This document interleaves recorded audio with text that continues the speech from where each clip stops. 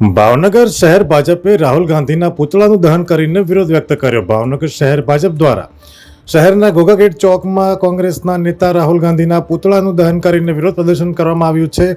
દિલ્હી ખાતે આયોજિત એઆઈ સમિટમાં કોંગ્રેસ તેમજ રાહુલ ગાંધી દ્વારા દેશને હાસ્યાસ્પદ કહીને કોંગ્રેસ અને રાહુલ ગાંધીની દેશ વિરોધી માનસિકતા છતી કરી હતી, જેના વિરોધમાં ભાવનગર શહેર ભાજપ દ્વારા રાહુલ ગાંધીના પુતળાનું દહન કરીને વિરોધ કરવામાં આવ્યો છે.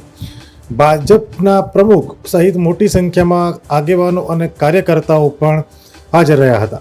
અહેવાલ ફિરોઝ મલેક, ભાવનગર.